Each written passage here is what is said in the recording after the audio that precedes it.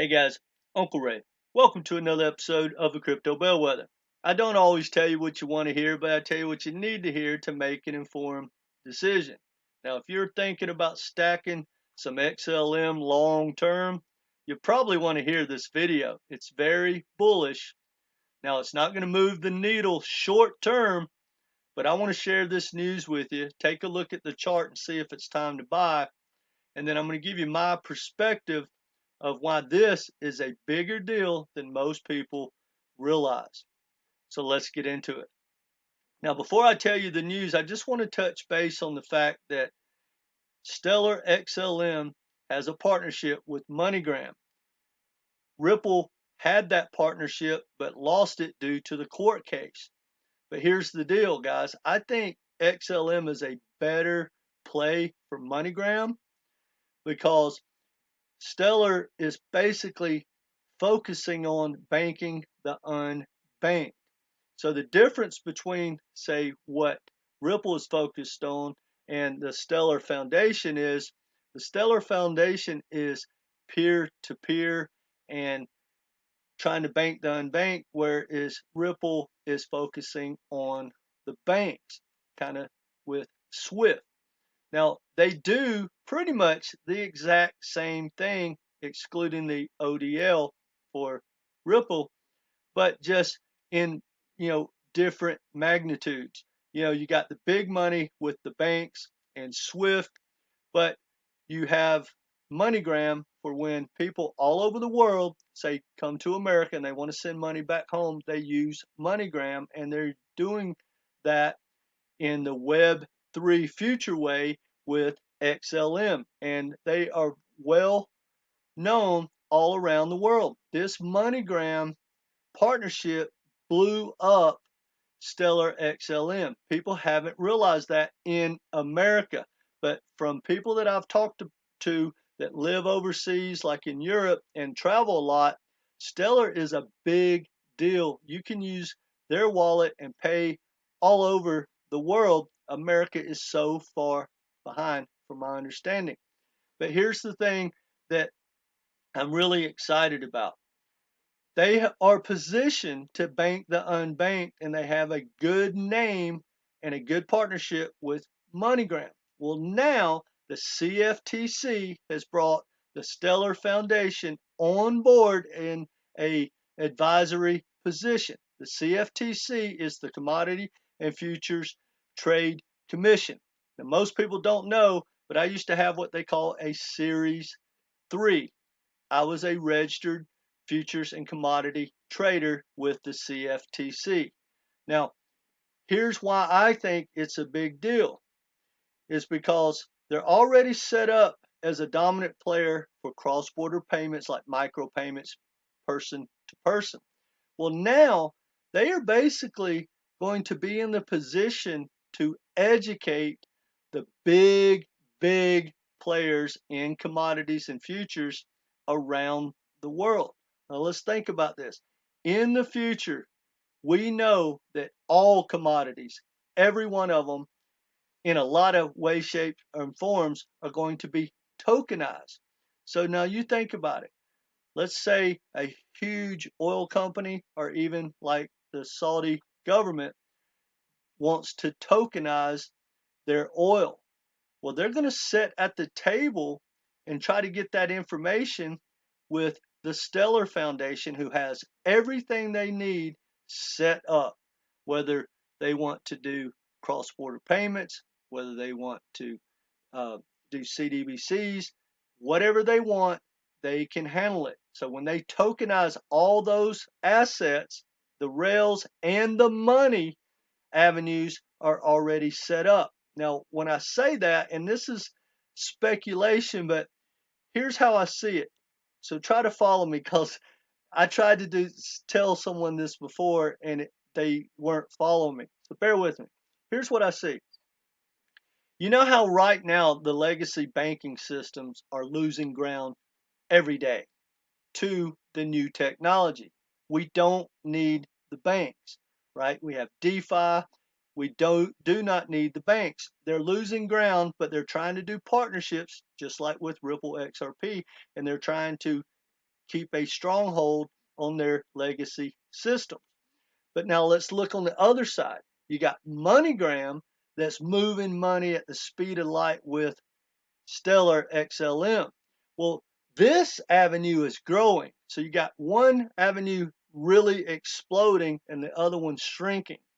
So long term, I could see MoneyGram and like XLM being a bigger player than literally Swift and the banks. Now, I could be wrong.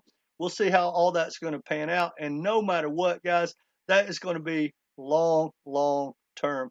Minimum 10 years before that's even a real concept. But I just wanted to bring that to your attention for long term. Now, for me, this is not financial advice. I literally pretty much set everything up bull run to bull run outside of some of the bags I just stacked and forget about, small money and Bitcoin. But outside of that, I'm investing bull run to bull run, and I highly recommend everyone do it, but it's not financial advice.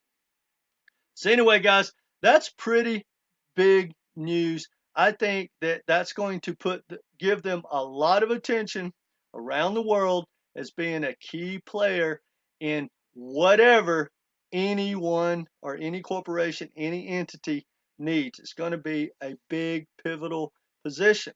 Now, here's the question that it begs the question that, now think about it. Ripple XRP is in a lawsuit right now. Well, the CFTC just brought on Stellar Foundation basically as an advisor consultant.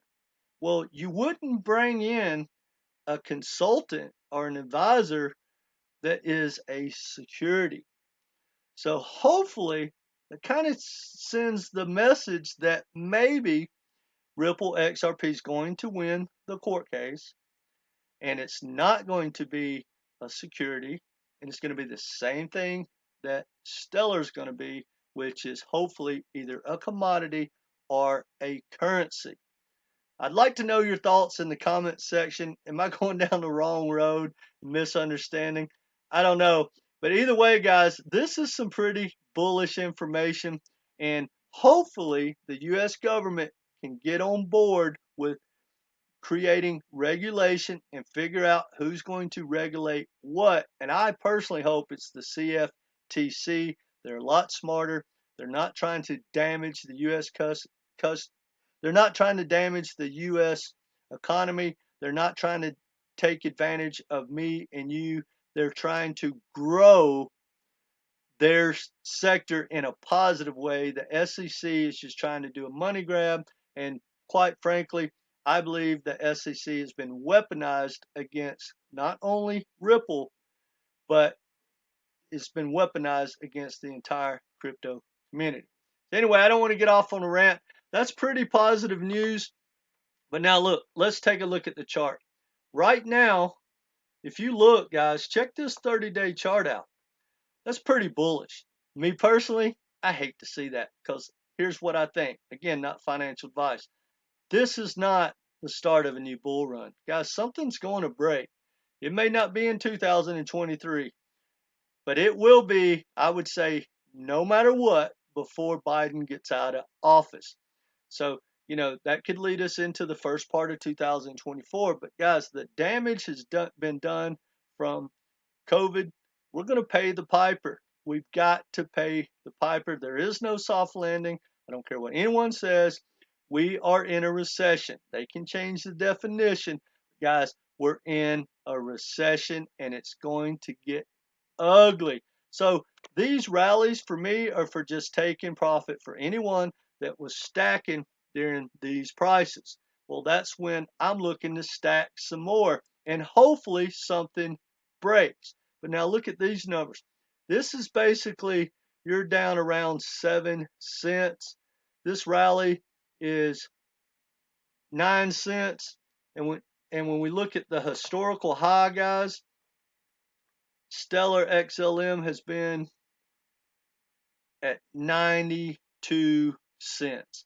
So it should easily hit $1 in the next bull run, in my opinion. So when you're stacking, let's just say 5 cents, that's a big, big move.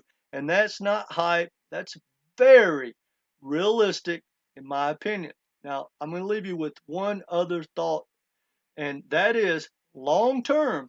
I personally believe that Stellar XLM is going to outperform XRP as an investment. Now, I'm not going to go into the thousands of reasons, but I'm going to just tell you this. What I like about XLM is you have to go into the market and buy XLM to do anything.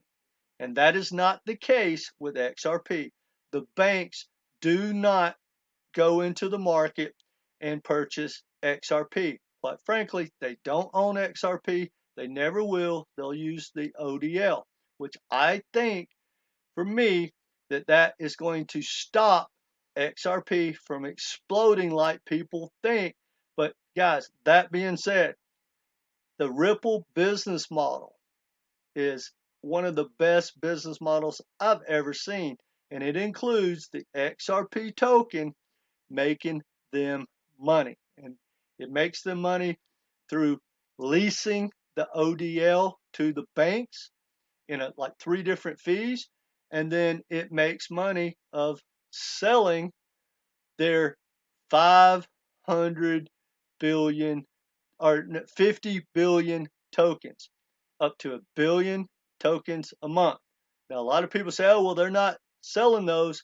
Well, they're going to. And not only that, they are averaging about 300 million tokens onto the market every month for like the last 4 years. That is a lot of pressure. The inflation is about 22%.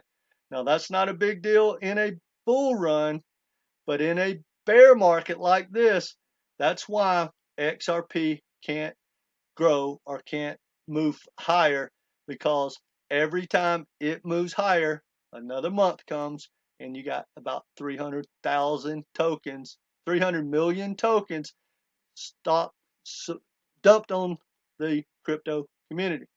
Anyway, I didn't mean to get negative on XRP. I own it. I like XRP. I love Ripple. I think it's one of the best investments long term anyone can make. When they go public, you want to buy Ripple. Has nothing to do with XRP. XRP is the money maker for Ripple. Unfortunately, guys, it's not the money maker for me and you, in my opinion. Now, I'm going to do the trade, but I'll probably be out over the long term, and I will move into protocols like Stellar XLM. Anyway, guys, didn't mean to get on a tangent. If you haven't subscribed, please do so. Hit that like button and let me know your thoughts in the comments section. That's all I got, guys. Come back and be part of this community. Take care.